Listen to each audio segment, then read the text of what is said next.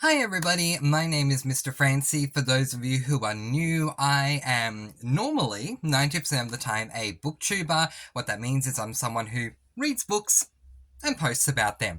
But today, as you can see from the title, we are not talking books. Today, I am finally going to be doing a Big Brother discussion video because there is so much that I want to talk to you all about. I love this show and I have so much to say. And I kept thinking to myself, but I'm a booktuber, should I really talk about Big Brother? But you know what? I'm going to, because I have way too much to say. So let's jump right in and I'm just going to start talking about some random things to begin with, and then we'll see how we go, because this is the first one. If you all enjoy this video and you want to see me do more Big Brother discussion stuff, let me know, because there is so much that I do have to say that I'm happy to do more. And if it's a once-off, then that's fine too. So, since this is the first time I'm doing a BB discussion, it is season 26, I need to start off by talking about different things that have already occurred prior to now. If you have not seen Big Brother, if you are not up to date with all of the current episodes, then I will put a spoiler warning in here, because I am going to be talking spoilers up until the latest episode, which was, I can't say what it is because there's a spoiler warning. Alright, let's jump right on in. I'm not editing this video because I just want to get it right out there right away, because of the fact that tonight, my time, in like literally a couple of hours, the veto competition is going to take place. So with the spoiler out the way, let's quickly discuss that. So oh wait, is it the veto today? Or yeah, today's the veto. Yeah, so I already know who's going to be playing in the veto, which is weird because you shouldn't know who's in the veto prior to seeing the episode, but I've seen so many other videos of people talking about the live feeds. So if you don't want to know who's playing in the veto, oh wait, no, yeah, then look away now. But anyway, all good. Don't worry about looking away, actually. Okay, if you don't want to know who wins the veto, then I'm going to put my hand up. When I put my hand down, I will stop talking about that spoiler. Alright, so the veto winner was Cam, and Tucker came in second. I was disappointed about this because I'm actually a Tucker fan. So, yeah, I mean, I want Tucker to win. I feel like I'm the only person who does, but that's totally fine. And then, if you think that's bad, wait till we get to Angela. But anyway, I feel like I'm Angela's only fan, but yeah, so was disappointed that Tucker couldn't win another challenge, because I would love to see Tucker totally dominate the season. I get it. I get that there would be a lot more gameplay and different things that could occur if Tucker was evicted, but I just like Tucker, and if he's gonna bulldoze his way through the competition, then good for him. But anyway, so Cam wins the power of veto. He obviously takes himself off the block, and then T-Core needs to nominate someone in Cam's place, so she nominates Angela. Oh my goodness, what a whole issue that brought about. If you've seen the updates with the live feeds and all that, I don't have access to the live feeds. I don't watch them. I'm purely passing on what I've seen others comment about on the live feeds, and it has been so much. So Quinn convinced T-Core to put up Angela in Cam's place. However, apparently Tucker wanted to put up, I think it was Chelsea? Yeah, it was Chelsea, I think. No, it was Leah. Oh gosh, what am I doing? I don't even know. It was either Chelsea or Leah. It was one of the two. There's just been so much that's been going down. Okay, we will talk more spoilers later. I'm going to put my hand down now. Alright, let's talk about what's been happening leading up to this week from the very beginning. First shocker for me was this whole thing that went down with Angela and Matt. Oh my gosh, I mean, Angela has just been absolutely crazy from the moment she's entered the house, and a lot of people don't like her because of that, but I do. I loved Angela from the moment that we were introduced to her in that little, the little clip package you get introducing her, and how she's like, I may be older, but I'm a fun mum, and I can't wait to go in there and party, woo! And I was like, oh my gosh, I love this woman, she's so hilarious, I love her. And she did keep that up, but then when she comes down the stairs and talks about crazy eyes, and what was that line she said about was it Joseph and Quinn or something? It's like, the two people who visited me in my room last night did a wonderful performance for a low budget movie. It's just like, what the heck? Who is this woman? But anyway, and then Matt went home, and what really surprised me was that Matt went home. Now, again, granted, I don't have access to the live feeds. I am in Australia. I am geo-blocked from the live feeds. I can't watch them. So, if something went on during the live feeds of week 1 involving Matt, let me know. But all we saw on the edited episodes was Angela had the impression that Matt is crazy eyes, and so he should go home. Let's be real, a character like Matt would normally have lasted at least halfway through the competition and not gone out first. So that really did surprise me. And then, obviously, what Angela wanted happened. Matt got evicted. So, yeah, interesting. I did wonder if there was going to be a battle back into the house, but I think people are saying that there won't be a battle back, so, yeah. I guess this is it, and Matt is out. Next person to guide is Lisa. Look, I was fine with that. I say I love Tucker. Tucker wanted Lisa gone, so I was happy for Lisa to go. We need to be mindful as well.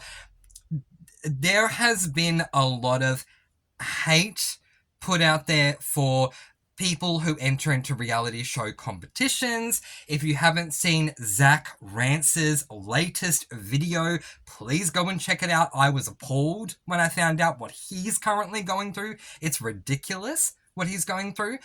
Please don't give hate. Don't spread hate. Don't spread threats to these people. They are real people. Please remember that in a reality TV show, especially ones that are heavily edited like Big Brother is, that we are dealing with characters, not real people. So, the character of Lisa, the edited version of her, I was not a fan of anyway, so I didn't mind that Lisa went home. I'm not saying Lisa's a bad person. For all I know, she's an amazing chef. I don't know her, I don't follow her, but inside the house, from what I saw, I wasn't a fan. I was okay with her to go. Kenny being the next one evicted. I was surprised that Angela and Kenny couldn't work together. I understand that Kenny was upset that Angela spearheaded the campaign to get rid of Matt and that he got on really well with Matt. I understand that, but you would think as the two oldest people in the house, it might have been a good idea if they were working together. And I remember I think it was like at the end of week 1, after the week 1 eviction or the week 2 one, you know how at the end of the episode, Julie says, let's cross back into the house and see what's happening with them for the last, 10 seconds while we're rolling the credits. Kenny was saying something, and Angela said something to the effect of, don't give up, Kenny, never give up in this game. And I thought, oh, maybe they're going to become an alliance, but no, they never did. She just said that. Cedric was the biggest shock in the world. I think everyone was blown away by the fact that Cedric was eliminated. I am watching Big Brother with my friend, my best friend, and I'm a Tucker fan, as I said, and he's a Cedric fan. So he was disappointed that Cedric was evicted. I was shocked. I remember going into that eviction episode thinking, if anyone is absolutely safe, it's Cedric. And then Cedric was voted out. Great move by the house, because had Cedric stayed in the game, things would have been very different for him and the following week's evictee, Brooklyn, as well as Chelsea as well. I think Cedric, Brooklyn, and Chelsea would all have been in a great position had Cedric remained. So, yeah, a shock eviction there. Tucker is, by this point with Cedric being gone, Tucker is so incredibly entertaining for me. Again, viewing these housemates as characters and not real people, Tucker's playing a fantastically entertaining game. I really enjoy what he's doing. Now, as we know, Brooklyn becomes next to get evicted. I agree with what people were saying in that I loved Brooklyn's last minute fight. She went to T-Core, she went to Chemo and said, keep me, put me up on the block every single week, I don't care, I will be the one to go after Tucker, we have to get him out of the game, and really, no one listened. I think she got like 1 vote, I don't remember what it was in the end. It was either like 1 vote for her or no votes for her. Anyway, oh, and can someone, while I'm on it, can someone please explain this to me? Maybe it's an American thing and I'm Australian and that's why I don't get it, because different cultures. But why do they say in Big Brother, please vote for me, when the housemates are voting to evict? Wouldn't it be better to say, please don't vote for me, please evict the other person? Is there something in the culture I'm not understanding where they're saying, please vote for me? Like, but hang on, the only vote you have is to evict. So wouldn't it be better to say, please don't vote for me? You don't need, my name does not need to come out your mouth, okay? When you go in there into that diary room, you do not need to say my name. You don't even need to know my name. Forget my name. You don't know what my name is. The person sitting next to me, remember their name.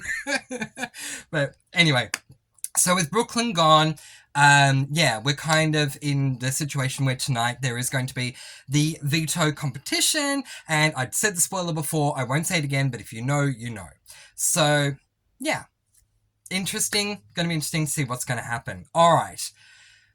Now I need to talk about spoilers, because things have been coming up on the live feeds that have been affecting my favourite housemate. So if you don't want to know spoilers prior to the veto competition, then please don't watch. And if you would like to, if you've seen the veto competition and you want to continue, please continue. But spoiler warning has been put in place. Let's continue. Alright, let's talk about what the heck is going on with Tucker, because I haven't seen it myself because I don't have access to the live feeds, but if what people are saying Tucker is doing at the moment is actually true, then I am incredibly disappointed. So apparently the situation is that Angela went into the flower room, which, by the way, I love that flower room. Can I just say, it's not just the room itself, but I love how the beds are positioned, how it's like the edge of the beds kind of meet in the middle. It's like a cross. I love that design. Anyway, is that just me?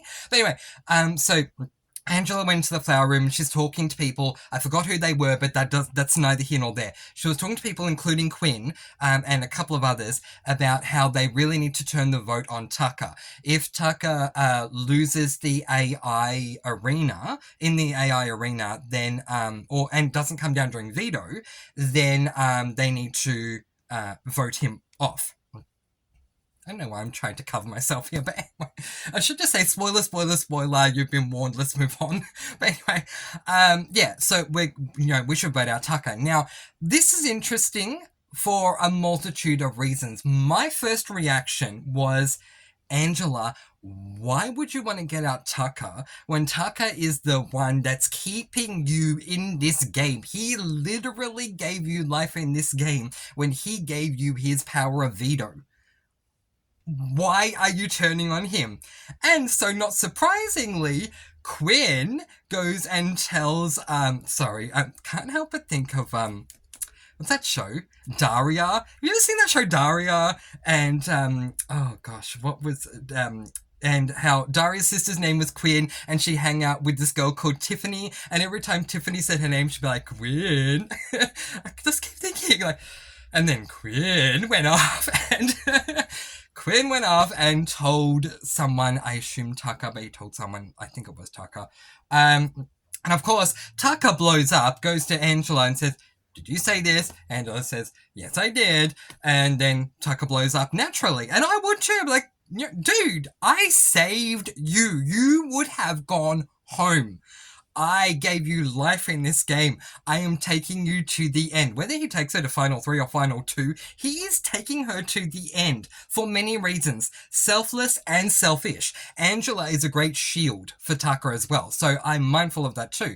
But yeah, why are you turning on Tucker? So anyway, so he gets really upset and storms around the house and blah, blah, blah, and then says he is going to self-evict. Now, this is interesting because self-evicting as a sore loser doesn't go down well. It never does. If we go back to Naonka in Survivor. Anyone that's a Survivor US fan, you remember that? I'm content. I'm gonna quit. And then her torch was laid down and never invited back to Survivor again. But especially with Tucker, to me, Tucker's running the game. Why would you leave? Why wouldn't you just say, you know what, Angela? If you're going to turn on me, our alliance, null and void. Okay, Rabina and Tikor and Chemo, we're going to vote out Angela next. Why not? She betrayed him. Goodbye. We move on with the game. Why are you self-evicting? I don't know. Then I heard a different story. He's not self-evicting. What he's going to do is he's going to go into the BBAI arena and purposefully lose the competition so that he is voted out. For those of you watching this video who haven't seen any of Big Brother, thank you so much for making it this far, but the reason why this is important to note is because Tucker has won so many competitions. To this point, as far as the edited program is concerned, where we're up to, Tucker has won the last 6 of 8 competitions he's been involved in. He is a challenge beast, a competition beast. So for Tucker to say, I'm going to throw it, holds weight. Where if a standard person were to say this, such as Leah, I don't know, let's say, because Leah doesn't win, and she makes a point of it in every episode. I never win anything. Why can't I win anything? So if Leah were to say, I'm going to throw the BBAI arena, you'd be like, okay, good for you. But with Tucker, it actually holds weight, and if he does throw the BBAI arena and is still on the block, he would be voted out. The housemates would be silly, I don't want to say the other word, would be silly not to vote him out because of how big a threat he is. Angela's right in what she was saying. The problem was she said to the wrong people and it got back to Tucker. But she's right in what she's saying in that Tucker's going to win this game, which was what she was saying in the flower room. Tucker is going to win this game. If we don't take him out, he'll keep winning the competitions and no one else is going to win. I don't know if Tucker's going to win the game. I'll be totally honest with you. I think Tucker has rubbed a lot of people who will become potential jurors the wrong way. I am glad that Brooklyn is out of there because Brooklyn on the jury definitely would not have voted for Tucker. Not to say that I wasn't a Brooklyn fan. Quite frankly, I did like Brooklyn and I was sad that Brooklyn left. But she definitely would not have given him her vote. I think the only vote at this stage that Tucker can rely on is Rabina's. If Rabina can be voted out before Tucker, and he doesn't take her to the final 2, and she knows for a fact he didn't vote her out and didn't betray her.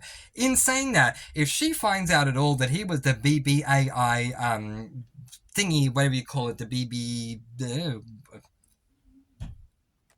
BBAI instigator, and he was the one saying all the stuff about their relationship, maybe she wouldn't vote for him. So I don't necessarily think Tucker is going to win the game. It's like a Russell Hands, so I'm a big Survivor fan as well, a Russell Hands situation where Russell can make it to the end, doesn't mean he's going to win. And I think it's the same thing with Tucker. I could be wrong, but I think Tucker will make it to the end.